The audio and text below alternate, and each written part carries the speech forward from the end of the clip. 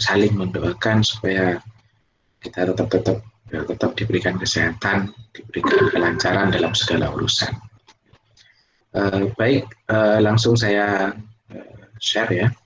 Untuk lanjutannya, kalau kemarin kita sudah membahas tentang masalah kebijakan perekonomian terbuka, kemudian ada model-model framing, kemudian ada kebijakan stabilisasi ya. Hari ini kita akan berbicara masalah konsumsi. Kenapa berbicara masalah konsumsi? Karena ini nanti akan dilihat nanti ya, bahwa proporsi pendapatan nasional katanya itu sekitar 2/3 dari seluruh pendapatan nasional atau sekitar 70% ya, dari seluruh pendapatan nasional itu diperoleh dari perhitungan konsumsi. Ini masih ada kaitannya dengan kemarin ketika kita berbicara masalah pendapatan nasional, masalah ekspor impor, karena yang membentuk masih konteksnya masih di Y sama dengan C plus I plus G plus X. Konteksnya masih di sana. Oke, saya share.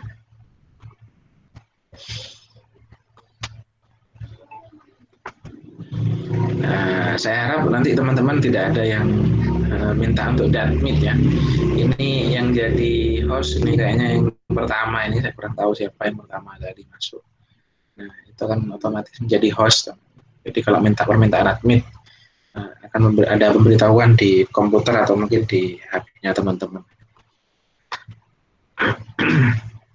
Nah, ini the consumption theory in a macroeconomic perspective. Jadi teori konsumsi dalam perspektif makroekonomi. Frameworknya yang akan kita bahas nanti, bahwa ada konsumsi ini ada 6 ini saling berkaitan ya, karena ini dimulai dari ada absolute income hipotesis ya. Jadi hipotesis pendapatan absolut katanya John Maynard Keynes. Nah, ini yang menciptakan rumus juga, rumus salah satunya adalah rumusnya pendapatan nasional itu Y sama dengan C plus I plus G plus NX. Kemudian ada consumption puzzle katanya ya, dari Simon Kuznets. Ada intemporal choice by, nah, ini pilihan antar waktu katanya Irving Fisher. Irving Fisher juga punya teori.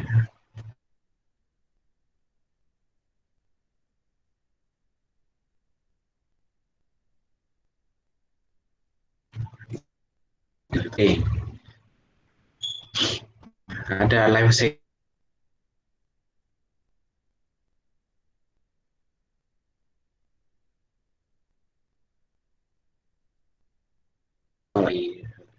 pendapatan permanen, ada di Milton Friedman. Nah, Friedman ini juga orang yang lumayan terkenal gitu di makroekonomi.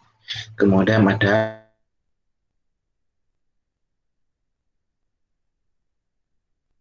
pilihannya ini yang pertama kali adalah fungsi konsumsinya ini dari Keynes ya, 1936, kemudian ada Kuznets 40, kemudian ada Irving Fisher ini. Antara ini ketahuan ini kalau tidak salah sekitar tahun 47. Kemudian ada Modigliani, life cycle ini, kemudian ada permanent income-nya Friedman, ada Robert Hall ya, random walk 1907. Nah, ini kemudian kalau GDP, nah tadi seperti yang saya bilang tadi bahwa GDP atau Y, Y-nya kita kan sering GDP ini gross domestic product. Masa harus dikasih tahu ini? Kemarin saya memberikan baru minggu kemarin memberikan kuliah pengantar gitu ya, pengantar di akuntansi. Rumusnya masih yang dipakai ini. GDP sama dengan C plus I plus G plus X min YM. Ini rumus umum, boleh kita ganti Y sama dengan C plus I plus G plus NX. Boleh pakai GDP sama dengan C plus I plus G plus NX. Monggo, tak apa-apa gitu ya. Yang penting kemudian dipahami. Dan rumus ini sudah diperkenalkan mulai semester 1, teman-teman. Di pengantar teori ekonomi makro. Masih waktu di pengantar. Jadi teman-teman ini pengantar, ini biar tahu bedanya gitu ya. Biar tahu bedanya kemudian. Ada pengantar, ada kemudian makro 1, kemudian ada makro 2 bahasanya. Kalau di S2 nanti itu nggak ada pengantar langsung kemudian makro intermediate namanya. Hampir sama sebenarnya rumus, cuma lebih luas lagi nanti yang dibahas. Karena dari rumus ini masih banyak proksinya. Akan dipecah C-nya dari mana, I-nya dari mana, G-nya dari mana, X-nya dari mana. Nah, itu namanya makro intermediate. Nah, kalau di kita itu bahasanya, kalau kemudian kalau dulu kita belajar bahasa Inggris gitu ya, kalau kemudian pengantar itu kita kira-kira praha itu ya. Kemudian yang makro 1 itu adalah dasar gitu ya. Makro 2-nya ini adalah lanjutan. Gitu teman-teman. Jadi GDP sama dengan ini komponen utama dari output nasional atau GDP ini gross domestic product atau sering kita tulis dengan Y. Komponen utama dari output nasional adalah konsumsi dan investasi. C plus I. Itu katanya Samuelson. Ini masih ada bukunya. Nah, kemudian di sini disebutkan di sini ada kemudian 2/3 atau sekitar 70%. 70% dari GDP itu konsumsi. Nah, kalau bicara konsumsi, kemudian ada yang namanya konsumsi dari perusahaan, ya. Konsumsi pemerintah. Kemudian ada konsumsi daripada individu. Ini yang kemarin membedakan apa yang dibedakan gitu ya. Membedakan antara perekonomian tertutup dan perekonomian terbuka. Kemarin ya. Kemudian ada perekonomian 2 sektor, 3 sektor, sama 4 sektor. Kalau cuma 2 sektor ya antara individu sama perusahaan. Kalau 3 sektor ada pemerintah. Kalau 4 sektor ya perekonomian terbuka itu kemudian ada dari luar negeri. Itu jangan sampai lupa, konsep dasarnya kan di sana. Nah, jangan-jangan sudah lupa ya. Kalau nggak diingetin tadi apa namanya ditanyain nanti nggak bisa jawab. Kok ini tak? Nah, ini perusahaan individu atau rumah tangga, kemudian perusahaan pemerintah. Nah, ini kemudian ada yang kemudian durable goods, barang yang tahan lama, undurable goods yang cepat. Ini biasanya kebutuhan pokok, kemudian service, jasa, ya, pelayanan. Kalau kita bahasanya mungkin jasa di sini. Nah, ini ada kemudian fungsi konsumsinya katanya Keynes. Nah, C sama dengan alfa plus beta kali Y, di mana alfanya disebut dengan autonomous consumption, kemudian betanya disebut marginal propensity to consume atau MPC. Nah, MPC nanti cara ngitungnya hampir sama dengan di mikro, teman-teman. Kalau di mikro rumah tangga, kalau kita MPC di agregat itu ya seluruhnya tadi. Nih nanti konsumsinya yang dipakai apa? Perusahaan, pemerintah, sama individu, ada 3. Nah, kalau katanya Kutzen ada consumption puzzle, gitu. Ada paradoks katanya, menekankan bahwa presentase dari disposable income. Disposable income ini yang nggak lupa, disposable kemarin. Disposable income. Ini pendapatan yang sudah siap untuk dibelanjakan. Apa itu pendapatan yang siap untuk dibelanjakan? Yaitu pendapatan yang sudah dikurangi macam-macam. Gaji pokoknya, nanti seumpamanya teman-teman sudah kerja, sudah lulus ya. Amin, ya. Sekitar 2,5 tahun lagi, amin. Nah, itu eh, salah satunya UMP-nya Surabaya 4.200.000 sekian gitu. Kemudian 4.200.000 itu kan konsumsi gaji pokok, anggaplah dapatnya segitu. Kemudian dikurangi dulu, dikurangi apa ya, tagihan-tagihan, tunjangan hari tua, kemudian asuransi, kemudian cicilan rumah mungkin atau cicilan motor dan sebagainya. Sehingga nanti ternyata setelah dikurangi, saya cicilan itu macam-macam. Nah, ternyata ketemunya hanya 2.700.000. Nah, 2.700.000 itu untuk yang namanya disposable, yaitu pendapatan yang sudah siap untuk dibelanjakan. Silahkan teman-teman mau dibelanjakan kemana? Untuk kebutuhan pokok, untuk makan, atau untuk saving, apakah investasi. Dan sudah dibahas juga, ada pilihan antara kemudian orang-orang ini akan memilih. Tapi di sini sedang dibahas konsumsinya nanti. Dibahas nanti. Dari durable disposable income ini kemudian yang digunakan untuk konsumsinya. Kalau katanya Kuznets itu konstan sepanjang pada jangka panjang. Ini kemudian menjadi penyebab proporsional consumption function atau intercept daripada alfa adalah 0. Jadi alfanya 0. Kemudian ada Irving Fisher menjelaskan bahwa keputusan seseorang untuk mengonsumsi dan menabung dipengaruhi oleh masa kini dan masa depan. Semakin besar konsumsi yang dinikmati hari ini, maka konsumsi yang dapat dinikmati di masa yang akan datang akan semakin sedikit.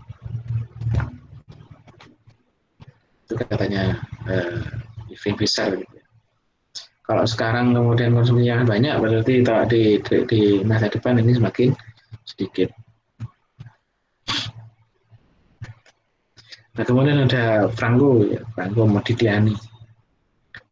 Eksekul hipotesisnya, kunci konsumsinya adalah menekankan bahwa konsumsi seorang sangat bergantung pada kekayaan serta pendapatan. Orang tidak perlu dapat pendapatan tapi kaya, kemudian tidak apa-apa. Hipotesis life cycle ini, setiap orang ingin meratakan konsumsi selama hidupnya. Nah ya, maka pada masa muda seseorang yang sedang bekerja akan menabung dan kaum tua akan menghabiskan tabungan. Jadi masa mudanya nabung, nanti kan ketika masa tuanya sudah tidak bekerja, sudah tidak punya pendapatan, nah ini kemudian ngambil dari tabungan. Kira-kira begitu kalau kita terjemahkan. Itu kira-kira ya. Kalau kita terjemahkan kira-kira begitu.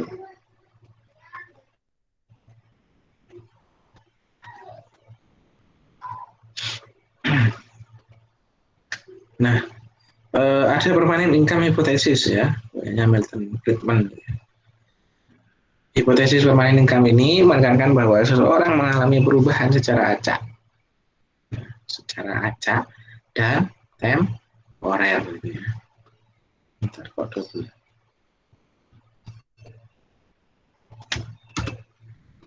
Dan temporer dalam pendapatan mereka dari tahun ke tahun. Jadi berdasarkan hipotesis permanent income, hipotesisnya permanent income, konsumsi seseorang bersifat proporsional terhadap pendapatan permanennya. Proporsional. Itu katanya Milton Friedman. Tadi katanya Franco Modigliani pada masa muda nabung, kemudian ketika masa tua nanti menghabiskan tabungannya. Artinya karena kalau masa tua ini kemudian kita sudah tidak produktif ya, tinggal menunggu, kemudian kalau yang PNS mungkin menghabiskan pensiunannya gitu ya. Kalau kalau katanya Friedman ini kemudian ini bersifat proporsional. Dia akan dibahas lebih banyak ini. Kemudian yang teori terakhir ini yang ke-6 itu adalah random walk dari Robert Hall. Pada hipotesis ini membangun sebuah gagasan bahwa konsumen akan berpikir rasional dengan berpandangan ke depannya untuk keputusan konsumsinya dan tidak hanya pada pendapatan saat ini. Menggabungkan teori yang dijelaskan oleh Fisher dan Milton Friedman. Ketika variabel konsumsi berubah tidak sesuai dengan ekspektasi, maka konsumen akan menghadapi random. Jadi ini akan dipengaruhi oleh ekspektasinya seseorang untuk melakukan konsumsi dan dia akan berpikir rasional. Kalau sudah ternyata nah bisa, kalau tadi Irving Fisher di sini disebutkan, katanya Irving Fisher kalau di masa mudanya lebih banyak, nah di masa tuanya, di masa depan itu kemudian sedikit ya, lebih sedikit. Kemudian katanya Friedman, kemudian konsumsi seorang bersifat proporsional terhadap pendapatan. Tapi ini kemudian digabung oleh Robert Hall. Dia akan berpikir dua kali, berpikir rasional. Kecuali sudah kepepet. Ayo coba kita bahas ini satu-satu. Nah, katanya Keynes ya, dalam buku The General Theory of Employment Interest in Money tahun 1936 ini, C-nya sama dengan konsumsi agregatnya C besar itu ya, C plus C1, C0 plus C1 plus YD. Di mana ini depannya? Di mana? C0-nya lebih besar daripada 0. Jadi tidak pernah 0, lebih besar 0,01. Nah, kemudian C1-nya di sini disebutkan, C1-nya ini lebih besar daripada 0 dan lebih kecil daripada 1. Maksimal mungkin 0,99999. Tidak sampai 1, tidak sampai sama dengan tuh. Nah, sehingga kemudian ada yang namanya hukum psikologis fundamental ya. Setiap manusia pasti akan cenderung menaikkan pendapatannya ketika pendapatan mereka naik, namun kenaikan konsumsi tersebut tidak sebesar kenaikan pendapatan mereka. Nah, ini kira-kira hampir mirip dengan teorinya di mikroekonomi yang masalah elastisitas. Gitu. Nah, kalau di elastisitas itu ada yang sama dengan 1, ini masih kurang. Ini makanya di sini disebut tidak sebesar kenaikan pendapatan. Jadi antara 0 dan 1. Di antara 0 dan 1. Berarti di tengah-tengahnya, ya enggak juga. Namanya di antara. Kalau yang mulai dari 0,01 mungkin sampai 0,99. Itu. Nah, di sini ada hipotesis Keynes ya. Rasio konsumsi terhadap pendapatan atau average propensity to consume APD-nya akan turun ketika pendapatan naik. Nanti ada ada kurvanya kemudian.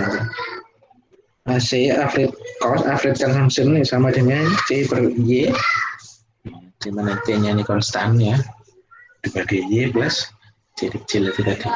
Nah, yang ketiga ada hipotesisnya lagi bahwa pendapatan merupakan determinan konsumsi yang penting dan tingkat bunga dianggap tidak memiliki alasan penting karena tidak memperhitungkan masalah tingkat bunga. Seperti tadi, antara pendapatan dengan kekayaan ini beda ya.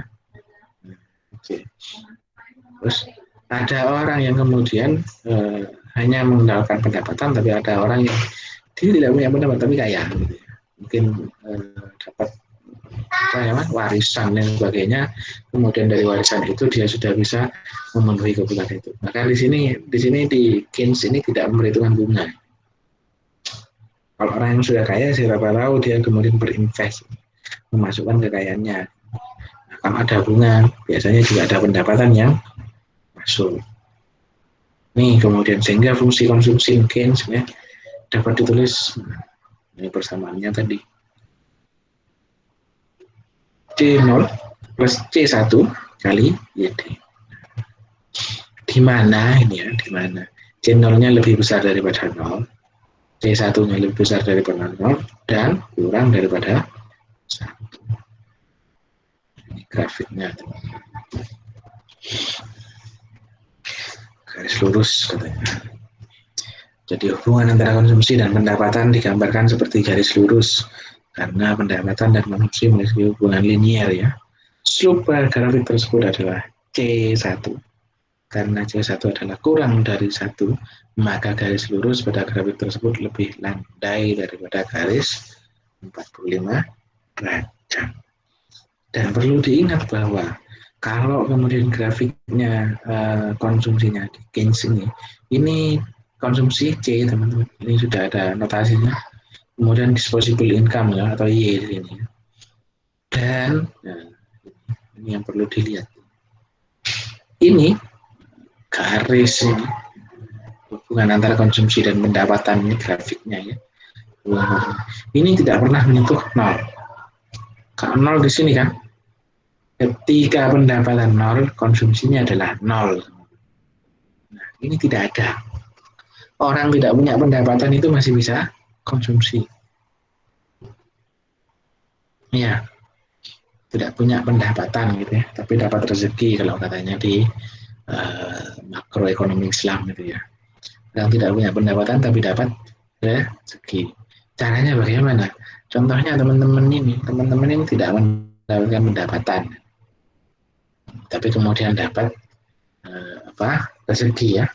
Dari mana? Dari orang tua. Gitu. Apakah teman-teman kalau kemudian nggak usah kerja, nggak punya tabungan dan sebagainya, apakah teman-teman tidak makan gitu? Ya enggak lah, ngerengek kepada orang tua. Bayi yang baru lahir itu nggak punya, dan dia nggak bisa ngapa-ngapain, terus harus pakai dot, pakai makan bubur dan sebagainya, sehingga konsumsinya tidak pernah daripada 0. Meskipun ini kan dibahas sudah diperlihatkan. Ketika kemudian pendapatannya 0, konsumsinya sudah ada di atas. Ya. Nah, makanya kalau ini kemudian dikasih angka namanya ya, dikasih angka, pendapatannya 0, nah konsumsinya C-nya ini bisa boleh teman-teman, boleh di angka di bawahnya 1, 0,5 di sini. Kemudian di sini 1. Artinya apa? Meskipun pendapatannya 0, tapi kemudian orang tetap melakukan konsumsi. Ini ada contohnya literatur review-nya teman-teman. Boleh kemudian ada penelitian macam-macam ya. Bisa dibaca. Ini yang kemudian yang kedua.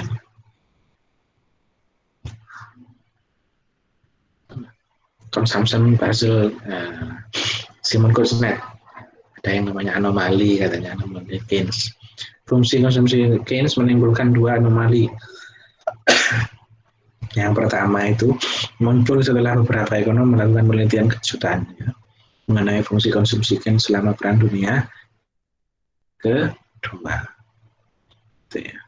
Yang kedua adalah muncul ketika Simon Kuznets membangun sebuah data agregat konsumsi yang baru dari tahun 1869. Jadi Simon Kuznets ini sebenarnya sudah mencoba membangun sebuah data agregat konsumsi yang baru. Bahkan dari tahun 1869. Lama teman-teman, yang dikumpulkan oleh Kuznets pada tahun 40-an. Menunjukkan bahwa rasio konsumsi terhadap pendapatan atau average propensity itu kan sama konsumsi rata-rata cenderung konstan dan stabil. Nah.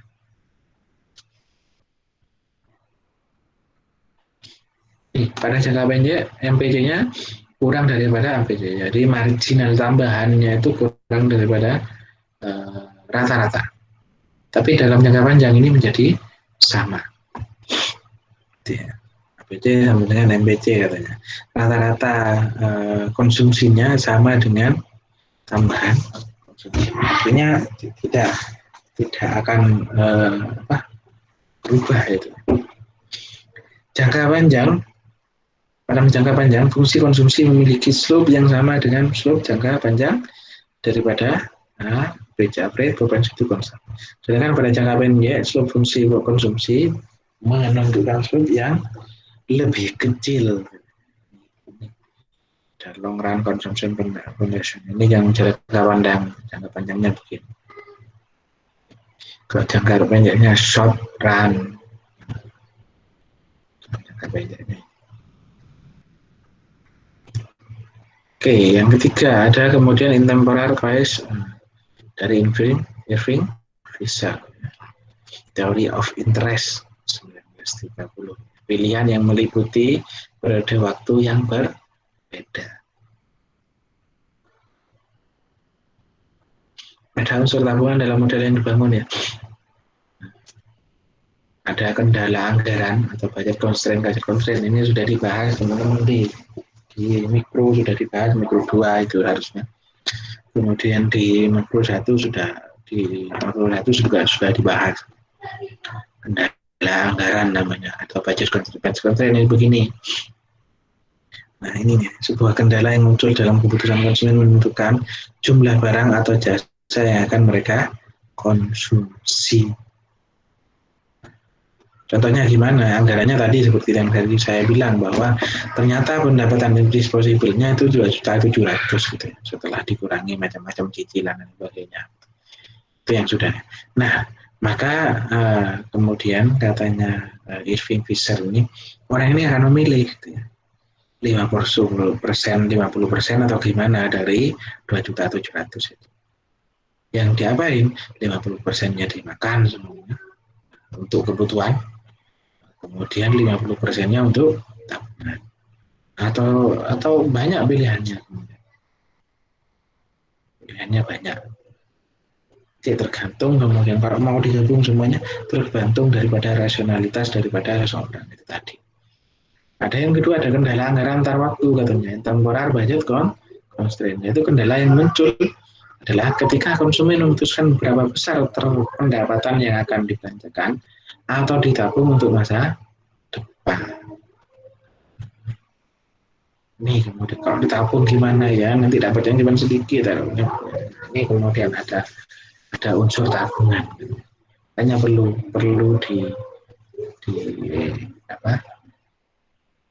dipikirkan secara rasional. S-nya sama dengan Y1 dikurangi C1. Ini rumusnya kemudian nanti. Saving-nya sama dengan pendapatan dikurangi konsumsi. Tak ada yang dibalik biasanya. Konsumsinya sama dengan Y min S. Tapi yang benar ini dulu. Karena bisa jadi C-nya adalah C-nya ini konsumsinya adalah nanti digunakannya itu karena kebutuhan pokok yang didahulukan konsumsi.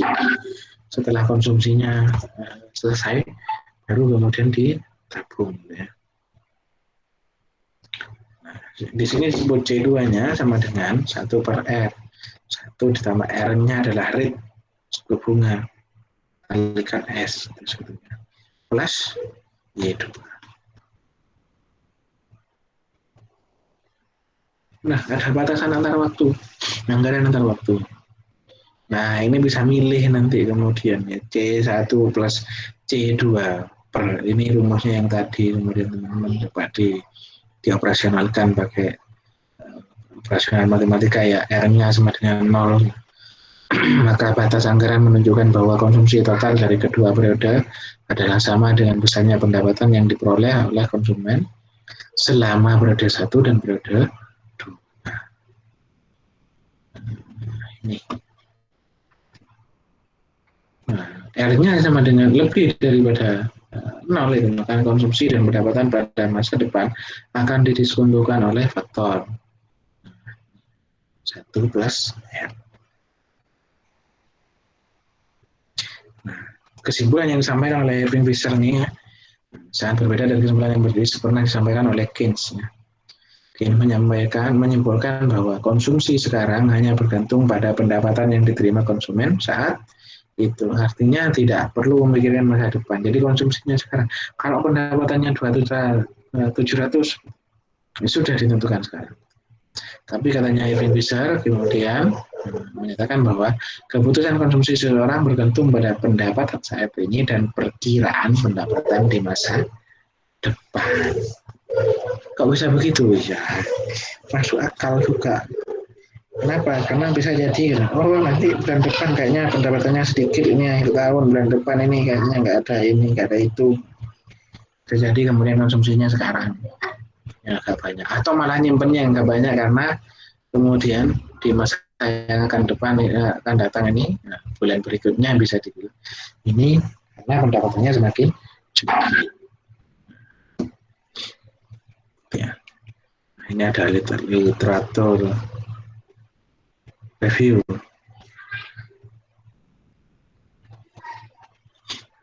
Literatur reviewnya nanti bisa dibaca sendiri.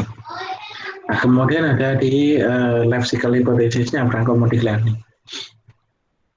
Pendapatan bervariasi secara sistematis selama kehidupan seseorang dan dengan adanya tabungan seseorang dapat mengalihkan pendapatan dari masa hidupnya kepada pada masa ya saat pendapatannya tinggi ke masa di mana pendapatannya rendah. Tabungannya itu tadi bisa dipakai. Kalau lagi model, ini model yang tertentu, C-nya sama dengan W ya, plus RY per T. Jadi katanya Modigliani ini begini. Kalau sekarang kemudian pendapatannya lagi bagus, ya kira-kira orang akan memilih untuk kemudian menabung dulu gitu. Karena untuk jaga-jaga dikhawatirkan nanti di masa depan itu ya, ketika pendapatannya tidak sebagus sekarang. Nah, itu kemudian untuk dipakai. Kemudian bahasanya ini bahasa kayak seperti bahasa filsafat kemudian ya. Mengalihkan pendapatan dari masa hidupnya pada masa saat pendapatannya tinggi ke masa di mana pendapatannya rendah. Artinya mengalihkan kalau pendapatannya sudah berkurang ya otomatis akan nanti tabungannya yang diambil. Jika setiap orang dalam perekonomian merencanakan konsumsinya seperti model yang dibentuk oleh Modigliani, maka konsumsi agregat sama dengan fungsi konsumsi individu.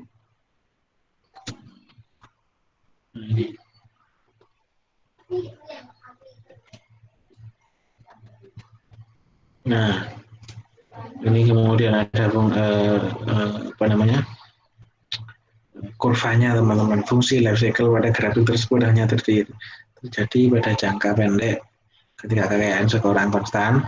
Pada jangka panjang, jika kekayaan seseorang naik, maka fungsi konsumsi akan bergeser ke atas. Nah, ini ada literatur reviewnya juga nanti bisa dibaca. Nah, ini ada permainan income hipotesis dari Milton Friedman ya. Bukunya Theory of Consumption Function.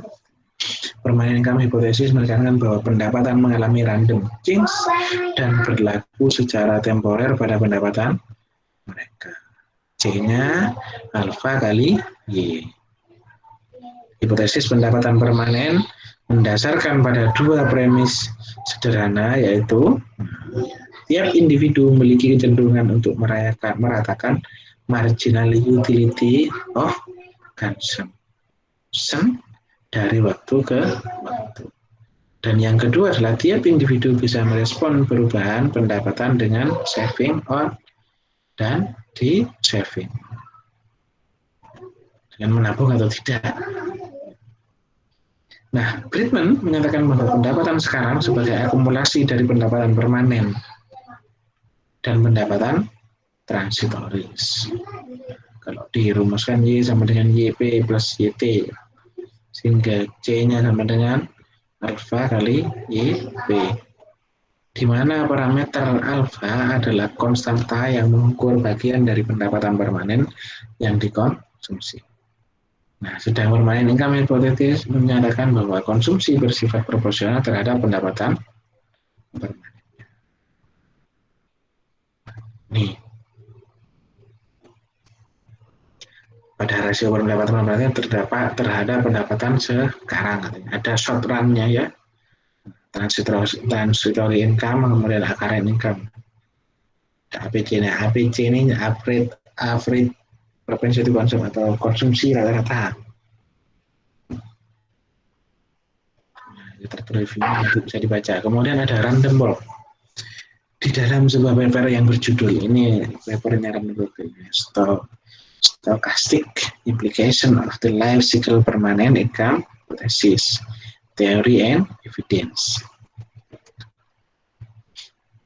Nah, dia kan tadi menggabungkan rumusnya Irving Fisher dengan Milton Friedman. Nah, model pilihan antar waktu Friedman-nya ini, kemudian Fisher-nya ini membangun sebuah model yang menyatakan bahwa konsumen tidak hanya mendasarkan pola konsumsinya pada pendapatan sekarang, tapi juga pendapatan yang diharapkan pada waktu yang akan datang. Dia berpikirnya visioner gitu. Fisher-nya. Konsumsi tergantung pada ekspektasi seseorang. Cuman hati-hati dengan ekspektasi, karena yang diekspektasi ini pasti masa depan, tapi kemudian kejadian terhadap ekspektasi tersebut ini akan dialami saat ini, seperti yang sudah kita bahas di model-model Fleming ya, ekspektasi di masa depan ini biasanya akan mengubah kejadian atau harga kalau di situ yang disebutkan di saat ini. Katanya Robert Hall mencoba menggabungkan pandangan konsumen Fisher dengan asumsi ekspektasi rasional. Konsumen menggunakan seluruh informasi yang ada untuk membuat ramalan optimal tentang masa depan. Jadi dibikin perkiraan-perkiraan. Nah, ini hipotesisnya kemudian. Yang pertama, hipotesis pendapatan permanen adalah benar, dan komponen memiliki ekspektasi yang rasional, sehingga perubahan-perubahan dalam konsumsi sepanjang waktu menjadi tidak dapat diprediksikan dan menyebabkan konsumsi mengikuti jalan acak. Yang kedua, konsumsi mendapatkan pendapatan yang berfluktuasi dan berusaha menatakan konsumsi mereka sepanjang waktu. Konsumen akan mengubah konsumsi karena menerima berita yang dapat mengubah ekspektasi. Kalau ada berita, kemudian orang-orang ini akan meramal gitu, apa yang akan terjadi besok. Ketika ada apa yang terjadi besok, mungkin dia akan mengubah ekspektasinya. Apa yang akan terjadi besok? Wah, jangan-jangan besok ini gula enggak ada, beli sekarang aja. Tuh. Jika konsumen mematuhi hipotesis pendapatan permanen dan memiliki ekspektasi rasional, hanya perubahan kebijakan yang tidak terduga saja yang dapat mempengaruhi konsumsi. Tuh.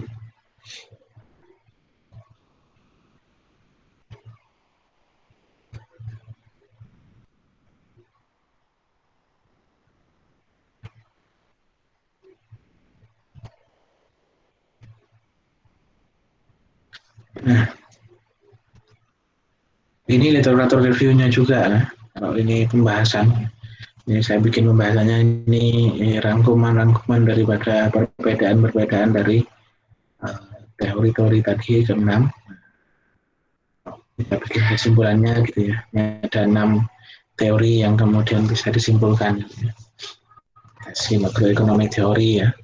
Ada absolute income hypothesis oleh Keynes, consumption Basel ya. Kemudian dari Kuznets ya. Kemudian intemporal choice, Irving Fisher, life cycle hypothesis di Modigliani, permanent income hypothesis dari Friedman dan Damron hypothesis sama Robert Hall. Oke, sementara begitu, silakan ada yang ditanyakan teman-teman.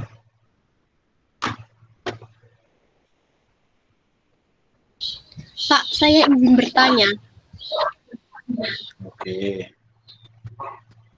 Saya kan pernah baca itu data pada 2016 konsumsinya itu mengalami peningkatan, tapi data pada PPN 2016 itu mengalami penurunan.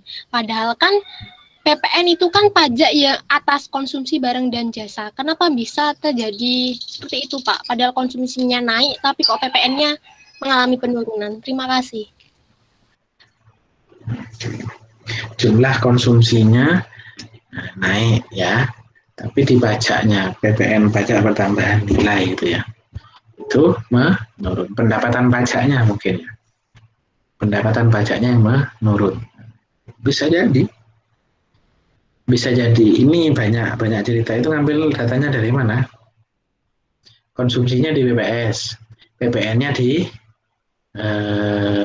perpajakan ya.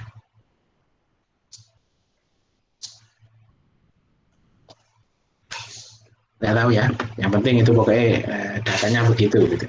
Oke, nah kalau kalau seperti itu bisa kemungkinan bisa terjadi. Yang pertama yang perlu diketahui adalah sumber datanya itu. Meskipun memang sudah diklaim ya kalau dari BPS itu katanya adalah eh, itu sumber data pemerintah dan sudah di meskipun angkanya adalah biasanya yang angka yang dirilis apalagi yang seperti sekarang ini angka yang dirilis itu angka yang dirilis tahun 2020 akhir semuanya atau mungkin yang bahkan yang 2019 itu ada angkanya adalah sangat sementara angka sementara kemudian angka sangat sementara pasti seperti itu. Nah itu pun kalau kalau teman-teman bisa dicek kadang ada perbedaan data gitu ya. Di mana dapat salahnya gimana? Iya banyak. Salah satunya adalah human error. Human errornya di mana?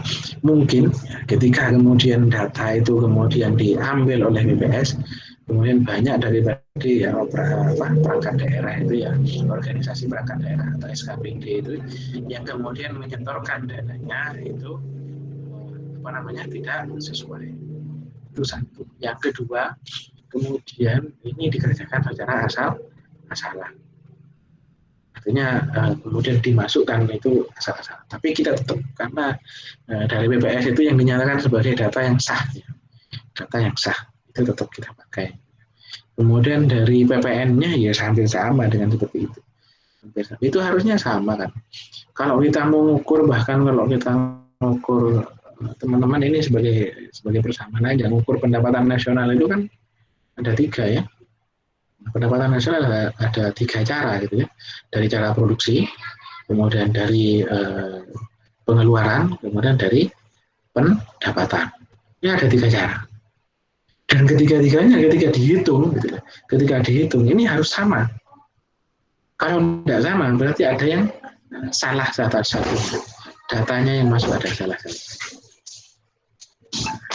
Kalau konsumsinya naik ya harusnya ini kemudian pajaknya juga bertambah. Tapi kemudian nanti bisa dicek. Siapa tahu sekarang kan ada kemudian pengampunan amnesti pajak itu kan kemarin ya. Ada amnesti pajak dan lain-lain. Bisa jadi kemudian ke sana. Atau kemungkinan orang yang hanya melaporkan pajaknya kemudian dikurangi. Karena kita juga tidak tahu apakah kita kan kalau beli itu katanya ini kan karena apalagi belinya salah satunya kalau di Bangkalan sebenarnya belinya di Sinjai kita nggak pernah dapat bukti bahwa kita ini membayar pajak tidak ada. Cuma ada tulisan ya kalau yang makan di warung ini terkena pajak 10%. Gitu. Kan kita tidak pernah bukti itu satu. Yang kedua nanti kalau memang kita benar-benar dikenakan pajak harganya 20.000 kalau 10% kan harus bayar 2.000 total sehingga yang harus kita bayarkan nanti 22.000 itu ya harusnya 22.000. Nah teman-teman kalau beli di Sinjai berapa ya 24 nah, 25 ya 25 apa 26 kan begitu. Nah kalau semuanya 25.000 yang dibayarkan kalau harganya 25.000 harusnya yang kita bayar adalah 27.500 karena 2.500-nya adalah pajak. Ya, mungkin sudah disamakan entah bagaimana. Terus bagaimana juga pelaporannya gitu ya. Nah, mesin kasirnya kalau bisa ngitung semuanya asik ya, enak. Jadi pesanannya dalam sehari kemudian per piring semuanya 10% gitu ya. Pesanannya dalam sehari 10.000 piring. Nah, tinggal kalikan. Pajaknya berarti 2.500 kan begitu. Kalikan 10.000. Nah, ini nanti terusannya begitu. Dan itu setelah begitu berapa? 2.500 kali 10.000 atau kali 1.000 lah. 2.500 kali 1.000.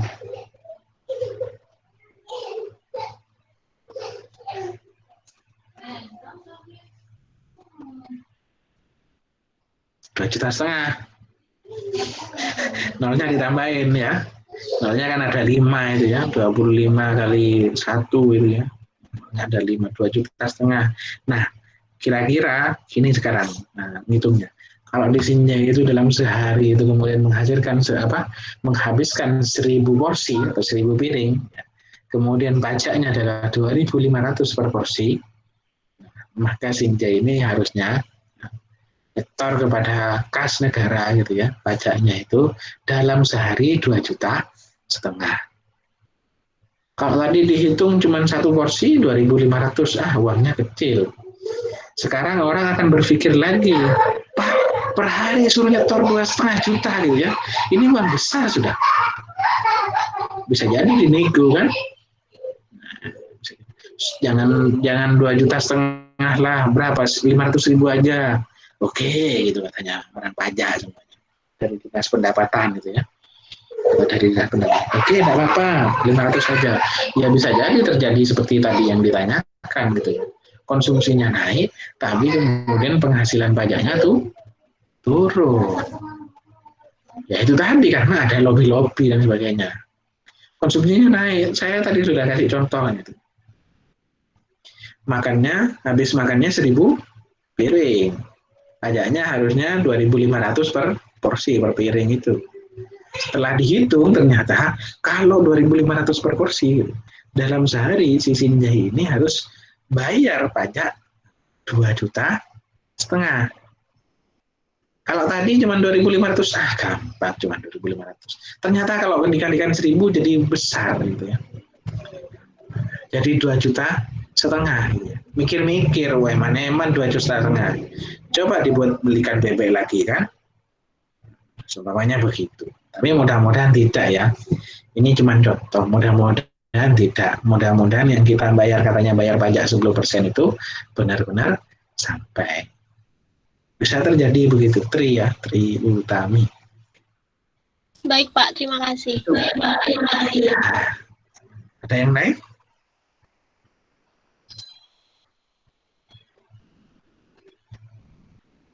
Ada pertanyaan yang lain? Silakan. Pak, saya bertanya. Oke, silakan, Sylvia. Pak, basic itu Indonesia.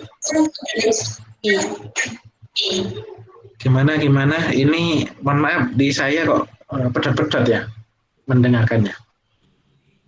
Itu Bapak coba mute.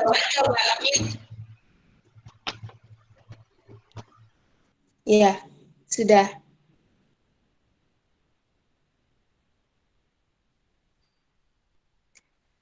Pak, setahu saya kan basic ekonomi Indonesia itu kan konsumsi, bukan investasi. Lah, menurut Bapak itu apakah ada kayak minimum konsumsi di sebuah negara agar perekonomiannya itu tetap stabil gitu Pak? Atau nggak ada, atau suatu negara itu ya harus konsumsi aja terus gitu, atau gimana Pak? Terima kasih.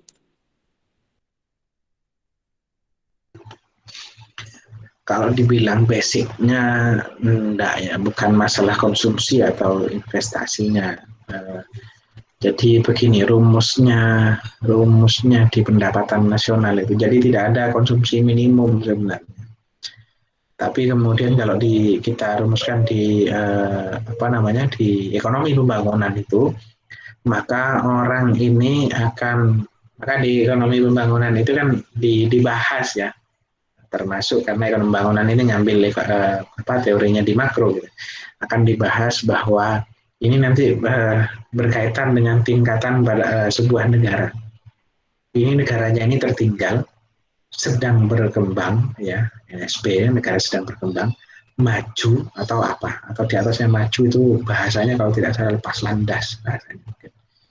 Nah, ini nanti masuk kategorinya situ. Itu satu. Yang kedua kemudian negara yang dikategorikan ini negara miskin, negara sedang atau negara kaya. Kemudian timbullah kriteria. Apa itu kriterianya? Bahwa paling tidak gitu ya, orang yang kemudian negara yang agak sedang negara maju ini pendapatannya sudah Kalau kemarin di pembangunan itu mungkin teman-teman masih diingat ya. Kemarin sudah saya bilang, saya jelaskan itu ya di pra UTS.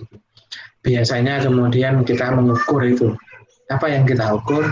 Kalau melihat daripada konsumsi, maka yang kita ukur adalah dia ini dalam sehari itu kemudian punya pendapatan apa sehingga bisa dimakan. Pendapatannya berapa? Kalau di situ disebutkan kemarin negara sedang berkembang 250 US dollar per tahun ya. Kalau kemudian di negara maju kemudian ada 60.000 US dollar per tahun. Tuh. Kemudian sehingga kalau dikalkulasikan maka dalam setiap harinya berapa? Nah setiap harinya kalau cuma 250 kalau tidak salah setiap harinya paling cuma 20.000 gitu. Nah 20.000 untuk menghidupi rata-rata 4 orang dalam sebuah keluarga enggak cukup. Maka kemudian harus ada yang namanya standar kelayakan ya. Ada standar kelayakan kemudian sehingga kemudian nanti lari kepada di ekonomi ketenagakerjaan itu ya, maka akan dihitung apa yang akan dihitung bahwa ada standar kelayakan, standar layak hidupnya orang Indonesia ini gimana. Kalau penghasilannya sekitar 3 juta, kalau kemarin sekitar yang dapat bantuan itu di bawah 5 juta ya, di bawah 3 juta ya, di bawah 3 juta yang dapat bantuan bansos COVID, karena ada standar minimumnya. Kemudian kalau ditanya tadi konsumsinya berapa, nah untuk memenuhi kebutuhan hidup minimal sandang pangan dan papannya itu kira-kira nah itu sekitar 3 jutaan. Itu pun sangat minimum ya. Kalau mau Indonesia ini harusnya sebenarnya ya sekitar ya, kita hitung aja kalau ada rumah kemudian ada artinya pakaian sudah cukup, kemudian makannya terpenuhi 4 sehat 5 sempurna, kemudian ya sekitar 8 juta dalam sebulan. Cuman bapak ibu anak 4 orang dalam satu keluarga. Harusnya UMR-nya memang segitu. Tapi kita kan nggak mikir begitunya, paling mikirnya adalah kontrakan gitu ya. Mikirnya transportasi, yang penting ada kendaraan, ada motor dan sebagainya. Maka standarnya kalau di Surabaya kemudian UMP-nya kemarin 4.200.000. Itu sudah dihitung. Kalau bapak, ibu, anak 2, kemudian yang bekerja cuma 1 orang, nah kira-kira sudah bisa terpenuhi untuk sandang pangannya. Jadi standar minimumnya kita kira begitu. Kalau tadi dibilang Pak investasi, ya ada sebagian yang memang sudah berinvestasi, ada yang belum. Ada standar minimumnya, ya kita kira harus mengukur di ukuran bahwa ada standar kelayakan hidup. Sandang pangan papannya kalau kita nominalkan jadi berapa? Itu ya, CV ya, gitu. Iya, nah, kemudian coba saya lanjutkan lagi. Kemudian kalau kita menghitungnya, kenapa kita menghitungnya sekarang dari sisi pengeluaran? Dari sisi pengeluaran. Kalau karyawan, kemudian PNS, kemudian kita melihat dari pendapatan itu bisa kita hitung karena memang sudah ada angkanya, teman-teman. Nah, berbeda dengan yang kemudian petani, kemudian buruh yang non formal ya, non formal itu kan ngitungnya Pak Bu prendapatannya setiap hari atau setiap bulan berapa, ini ngitungnya susah. Maka yang ditanyakan adalah kemudian kenapa kemudian yang lebih banyak dipakai untuk menghitung GDP itu tadi, gross domestic produknya, nah, dihitung, kemudian kalau dihitung itu dari sisi pengeluaran. Yang ditanya Pak Bu jenengan kalau mengkonsumsi beli beras gitu, kalau tidak bisa setiap bulan semuanya, per minggu berapa? Oh, seminggunya cuma 5 kilo, Mas. Oh, nanti akan ketahuan. Kalau seminggunya 5 kilo, berarti dalam 1 bulan kira-kira 4 minggu itu kemudian menjadi 20 kilo. Beli lauknya kalau seminggu gimana? Berapa? Nah, nanti dikonversi menjadi uang. Sehingga akan kelihatan. Orang ini akan kelihatan rumusnya dalam logikanya kira-kira. Orang ini akan mengeluarkan ya, membuat ada pilihan itu, membuat keputusan untuk membuat pengeluaran gitu ya. Itu tidak akan melebihi daripada pendapatannya. Nanti ini akan berkaitan dengan akuntansi. Pak, kalau pendapatannya ternyata dapat karena pinjam, gimana? Nah, karena pinjaman ini tadi, gitu ya, pinjaman ini akan masuk di sisi kredit, itu tetap dianggap sebagai pendapatan. Pinjam, dapat pinjam aja gitu ya, belum dikasih. Kalau dikasih kan udah hibah lain gitu ya. Dapat pinjam, itu dimasukkan di sisi kredit kalau di akuntansi. Ini akan nyambung terus, makanya teman-teman kemudian kemarin waktu semester 1 itu kalau nggak salah ya, dikasih mata kuliah pengantar akuntansi, betul ya? Jadi pendapatan itu dimasukkan ke dalam pinjaman itu dimasukkan di dalam sisi kredit, dianggap sebagai pendapatan karena itu dinikmati oleh seseorang. Nanti yang dihitung itu tadi, yang dihitung adalah tetap konsumsinya, berapa jumlah pengeluarannya. Karena dalam logikanya adalah orang akan melakukan pengeluaran tidak melebihi daripada pendapatannya. Meskipun pendapatannya didapatkan dari utang sebenarnya. Karena sudah habis. Tapi kan kemudian ada ekspektasi bahwa nanti besok-besok kemudian utang itu akan dibayar. Gitu ya. Nah, kalau tidak bisa dibayar, ya sudah wajibnya kita. Makanya dalam makroekonomi itu kemudian ini teorinya dalam, mohon maaf kalau saya selalu bercerita masalah ekonomi syariah ya. Tapi dalam teorinya ekonomi syariah itu kemudian bahwa kalau kemudian ternyata orang terlilit hutang itu kan masuk ke 8 asnaf ya.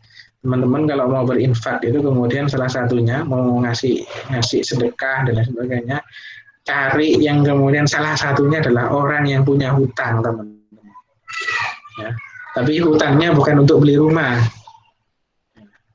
Karena ngutang, aduh nggak bisa makan ini. Cari orang yang kemudian susah bayar hutang karena dia kemudian hutangnya itu dipakai untuk sandang pangan papan mungkin, gitu ya. Untuk makan kebutuhan pokok, gitu ya, untuk kebutuhan pokok. Maka itu perlu Nah itu nanti sebagai sumber pendapatan juga. Konsep ekonomi syariah ini luar biasa gitu ya. Kalau di ekonomi syariah saya bukan. Kenapa? Bahwa dalam harta kita yang kita punya ini adalah masih ada miliknya orang lain. Dan orang lain yang tadi kesusahan itu kalau dalam konvensional itu tidak terfikirkan kan begitu. Orang lain yang tadi kesusahan itu dalam teori ekonominya itu kemudian sama bisnisnya dalam akuntansi bahwa dia punya hutang orang lain yang tadi susah. Ya terserah dia mau diurus mau gimana. Kalau di ekonomi Islam ya maka itu sudah menjadi kewajiban kita dan haknya dia untuk kemudian menyelesaikan hutangnya. Sehingga tadi nanti bisa balance antara debit sama kreditnya. Itu ya, kalau berhutang terus masuk sisi debit ya, berhutang terus itu kan kewajiban itu. Ya, kewajiban ya. Nanti tidak akan balance antara debit sama kredit. Harus kita balancekan orang yang mampu.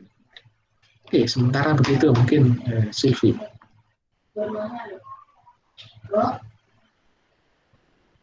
Yang lain ada yang ditanyakan?